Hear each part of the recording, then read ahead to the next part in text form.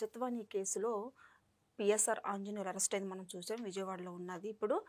ఇప్పుడు సిఐడి విచారణ జరిపించాలని తను కోరుతుంటే, తను నాకు ఆరోగ్యం సహకరించట్లేదు అని చెప్తున్నారు. ఇది ఎంతవరకు వాస్తవం సార్? దీని మీద స్పందన ఏంటి?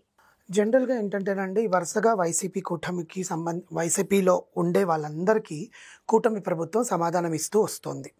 సో, దాంట్లో సమాధానం ఇస్తున్న దాంట్లో ప్రతి ఒక్క కేసు, ఎందుకంటే వీళ్ళు ఏవైతే స్కాములు చేశారో, వీళ్ళు ఏవైతే పెద్ద ఎత్తున ప్లాన్ చేసి దోచుకున్నారో, వాటిల్లో పిఎస్ఆర్ ఆంజనేయులు గారిని జైత్వానీ కేసులో అక్రమంగా అరెస్ట్ వ్యవహారం ఇది. ఆమెకు అసలు ఎటువంటి నేరం చేయకున్నా కూడా ఆమెని అరెస్ట్ నిర్బంధం చేయడం, గృహ నిర్బంధం చేయడం కేసులో పిఎస్ఆర్ ఆంజనేయులు గారు ఐపీఎస్ అధికారిగా, విజిలెన్స్ ఆఫీసర్గా చాలా కీలక పాత్ర పోషించారు.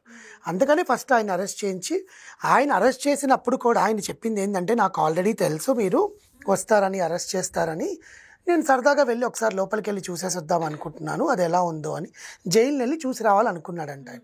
జనరల్గా 2 ప్లేసులకు అసలు మనం ఎక్కడికి వెళ్ళకూడదు. ఒకటి కోర్టు, ఒకటి పోలీస్ మెట్లు, ఇంకోటి హాస్పిటల్ మెట్లు. ఆ 2 ప్లేసులకి ఆయన వెళ్ళి చూసేసి వస్తానన్నాడు. ఒకసారి మొదటి ప్లేస్కి అయితే వెళ్ళాడు.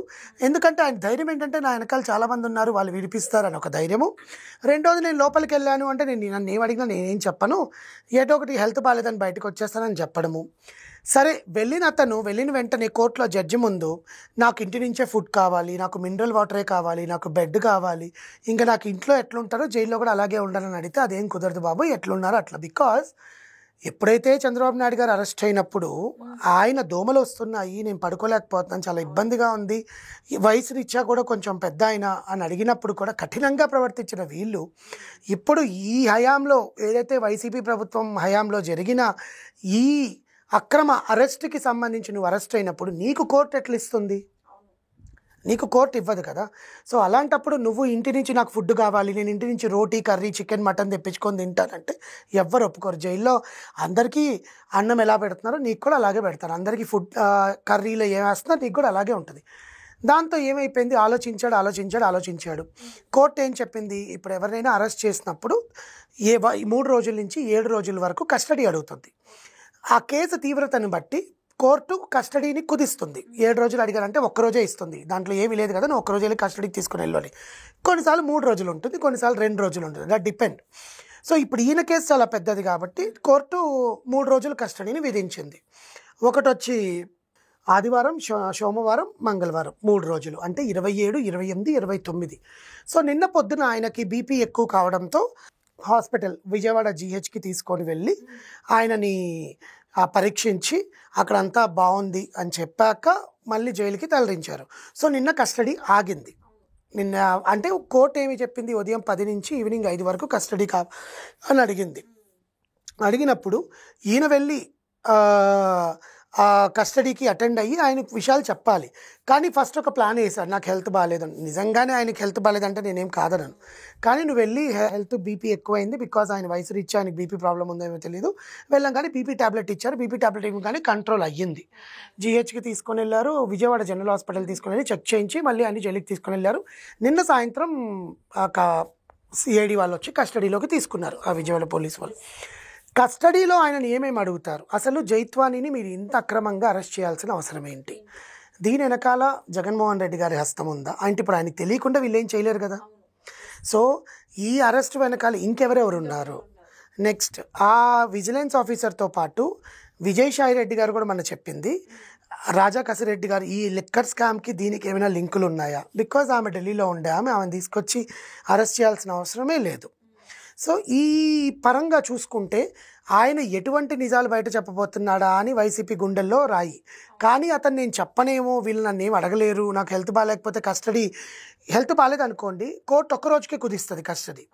ఆ 1 రోజులో కూడా పొద్దున్న హాస్పిటల్కి వెళ్ళాలి, తీసుకురావాలి, మళ్ళీ కస్టడీ చేయించాలి, మళ్ళీ ఈవినింగ్ హాస్పిటల్కి వెళ్ళి చెకప్ చేయించి పంపించాలి. దాంట్లో ఆయనని ఏం అడుగుతారు?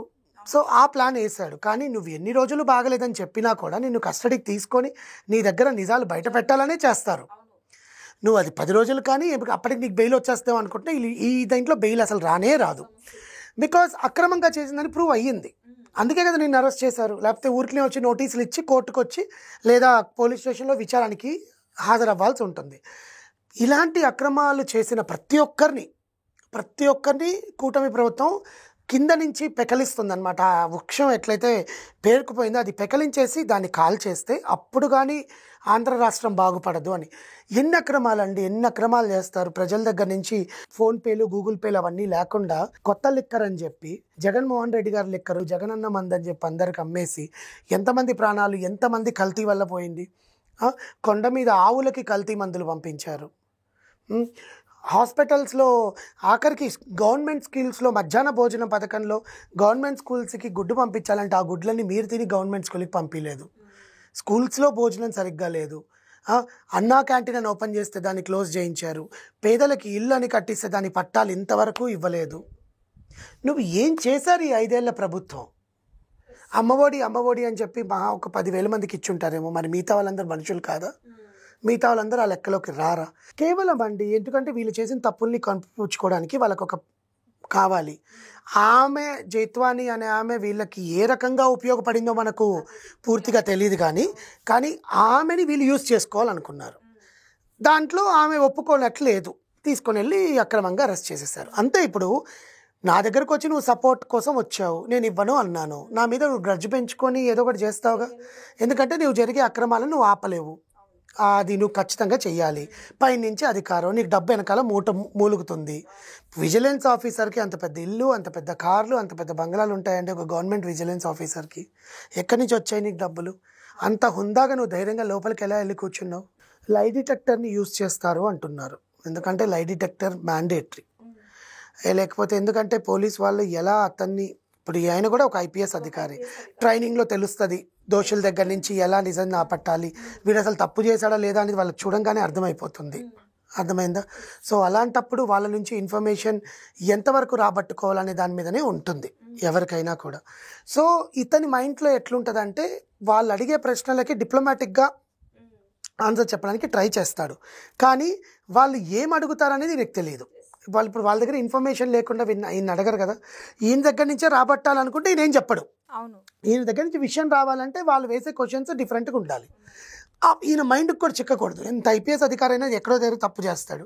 ఆ తప్పు చేశాడు కాబట్టి దొరికాడు.